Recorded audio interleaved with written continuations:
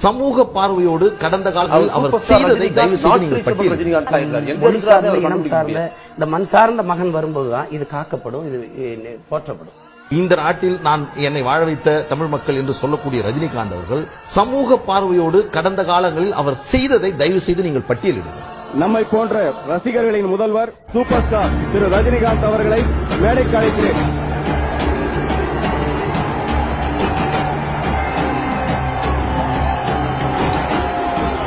சிங்கரனை போட்டு சிகரத்தில் ஏறு நம்ம மேலே அவங்க படையெடுக்கிறதுக்கு பயப்படணும்.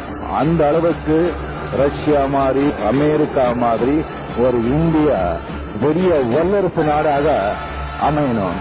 அதுக்கு அரசியல்வாதிங்க மட்டும் இல்ல, எல்லாருமே ஒவ்வொருத்தர இந்திய குடிமக்களும் சேர்ந்து அதுக்காக உழைக்கணும் அப்படின்னு சொல்லி ஒரு 5 லட்சம் ஒரு சின்ன தொகையை இந்த கார்கில் ஃபண்டுக்காக நான் சிஎம் கிட்ட கொடுக்கிறேன்.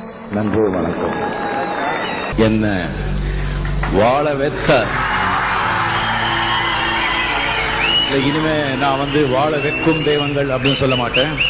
என்ன வாழ வெத்த தெய்வங்களான தமிழக ரசிக மக்களே, இன்னும் for orphans, old age and handicap உங்களுக்கு எல்லாம் நான் செய்யணும்னு சொல்லி ரொம்ப ஆசைப்படுறேன். இது ரொம்ப நாளா என் மனசுல இருக்கிறது. இந்த 1.25 ஏக்கர் இடம் இருக்கிற எம்பேல இருக்கிற ராகவேந்திரா மண்டபத்தை இந்த ராகவேந்திரா பப்ளிக் சாரிட்டபிள் ட்ரஸ்டுக்கு எழுதி கொடுத்திருக்கேன். என்னுடைய லைஃபுக்கு அப்புறம் இந்த whole property Raghavendra public charitable ட்ரஸ்டுக்கு போகும். அதுல ஒரு பைசாவும் என்ன வாழ வைத்த தெய்வங்களான தமிழக மக்களுக்கு அவங்களுக்கே போய் சேரும். ஒரு பைசா கூட நம்ம குடும்பத்துக்கு போய் சேராது. நான் சம்பாதிச்ச சொத்துல பாதிக்கு மேல இந்த சொத்து இது தமிழ் மக்களுக்கே நான் கொடுக்கிறேன். 1999 மண்டபம் வேல்யூ ஒரு 10 கோடி ரூபாய் இருந்திருக்கும். 2017 நீங்க வேல்யூ பாத்தீங்கன்னா கூட 5 கோடி ரூபாய், 22 கிரவுண்டுக்கு இன்ஃப்ராஸ்ட்ரக்சர் வேல்யூ சேர்த்து பார்க்கும்போது 120 கோடி ரூபாய் வருது. And even more. இவ்வளவு பெரிய சொத்தை அவர் தமிழ் மக்களுக்காக எழுதி வச்சிருக்காரு. அவரோட குழந்தைங்களுக்கோ பேர குழந்தைங்களுக்கோ எழுதி வைக்காம, இல்ல அவரே அந்த சொத்தை வித்துக்கிட்டு அவருக்காகவே எடுத்துக்காம தமிழ் மக்களுக்காக 120 ரூபாய் நீங்க இவர் படத்துக்கு கொடுக்கலாம் அப்படின்னு நீங்க எடுத்த முடிவை மதிச்சு அவரோட உழைப்ப அவர் உங்களுக்கு திருப்பி அர்ப்பணிக்கிறார். அவர் உடலை வருத்தி உங்களை சிரிக்க வச்சு ரசிக்க வச்சு வெளி உலகத்துல இருக்கிற பிரச்சனைகளை ஒரு 3 மணி நேரமாவது மறக்க வச்சு வாழ்க்கையில பிரச்சனைகள் வரும்போது அதை எப்படி நேரிடணும்னு சொல்லி கொடுத்திருக்காரு.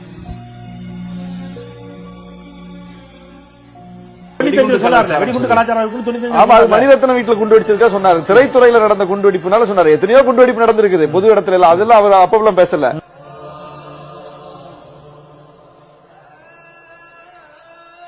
1998 கோவையில் நடந்த வெடிகுண்டு சம்பவத்துக்கு ரஜினிகாந்த் கடும் கண்டனத்தை தெரிவித்தார்.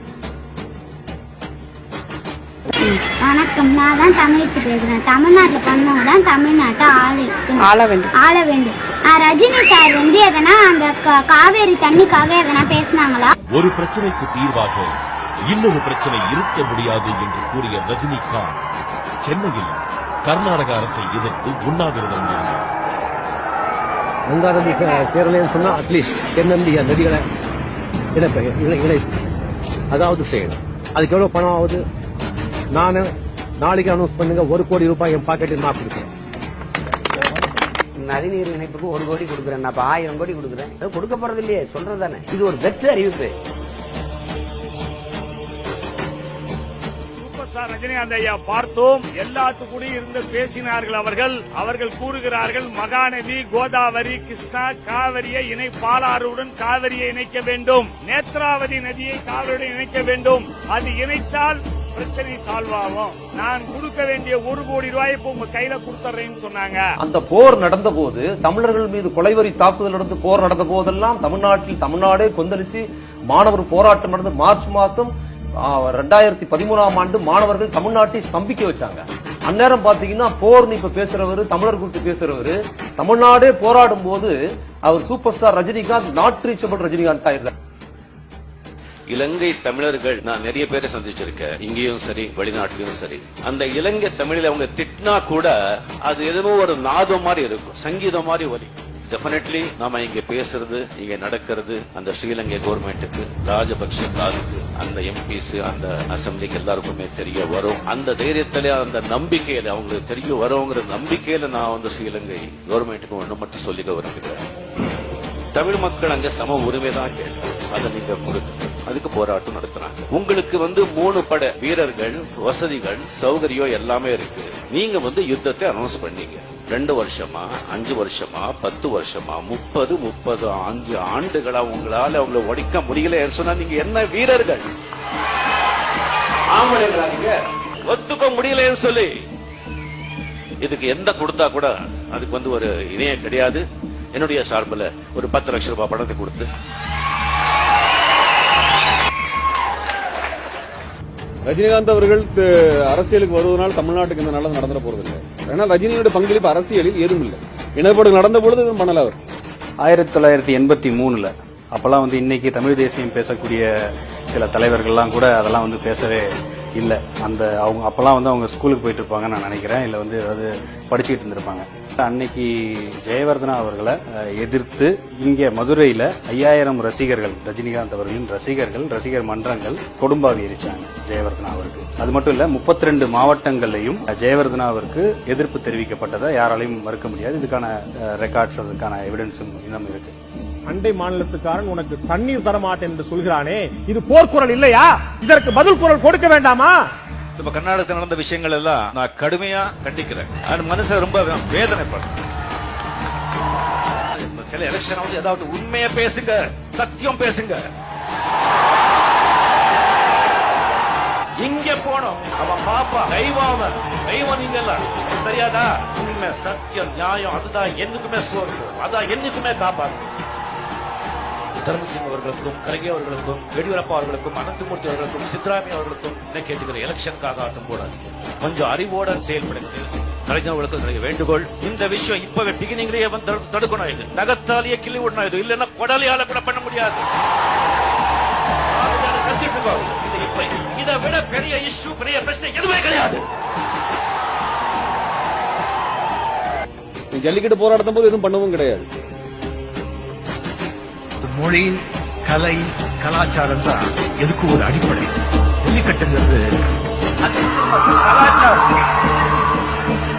இந்த மாடர்னைசேஷன்ல, சயின்டிபிக் பேஸ்ல நம்ம கலாச்சாரத்தை எல்லாத்தையும் விட்டு இன்னும் போயிட்டு இருக்காங்க. கலாச்சாரத்துக்கு பண்ணுங்கடான்னு சொல்லணும். இல்ல நீங்க ஸ்ட்ரிக்டான ஒரு ரூல்ஸ் கொண்டாங்க.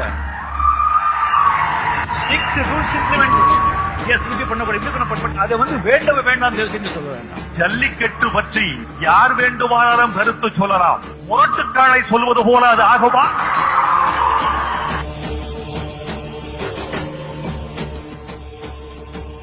ஒரு 1.5 வருஷம் முன்னாடி சிஸ்டம் சரியில்லைங்கிறத சொல்லியிருக்கேன். முதல்ல சொன்னது நான் தான். எந்த அரசியல் தலைவராகட்டும் மக்களுக்கு நல்லது செய்யாம கெடுதல் செஞ்சு கெட்ட பேர் வாங்கணும் சொல்லி சத்தியமா கடவுள் கூட நினைக்க மாட்டாங்க. எல்லாரும் நல்லது செய்யறவங்க தான் வருவாங்க. நல்லது செய்ய முடியாது, சிஸ்டம் அப்படி இருக்கு. கடந்த முறை மழை பெய்தது சென்னையில, மிகப்பெரிய மழை. எல்லாரும் அவங்களோட இருக்கக்கூடிய பொருளாதார நிலைக்கு தகுந்த அளவிற்கு அவருடைய உதவிகளை செய்தார்கள். ரஜினி என்ன செய்தார்?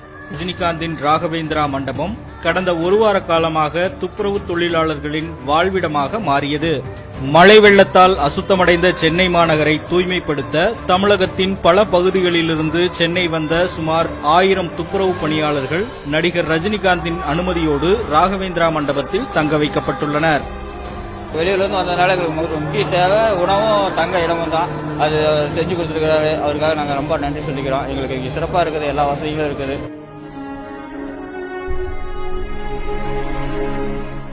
ரஜினி சார் தமிழ்நாட்டை ஏன் ஆளக்கூடாதுன்னு நீங்க கேட்டீங்கன்னா, இப்போ நீங்க பார்த்த எல்லாருமே சொல்லக்கூடிய 2 விஷயம் என்னன்னா, முதல்ல அவர் தமிழன் இல்ல அப்படிங்கிறது, 2வது தமிழனுக்காக என்ன பண்ணிருக்காரு அப்படிங்கிற கேள்வி. முதல் விஷயத்துக்கு நாங்க பதில் சொல்ல வேண்டிய அவசியம் இல்லை. 2வது விஷயத்துக்கு நாங்க பதில் சொல்லிட்டோம்.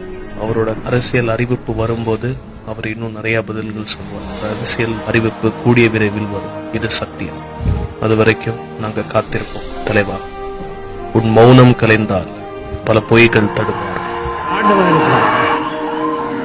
நன்றி.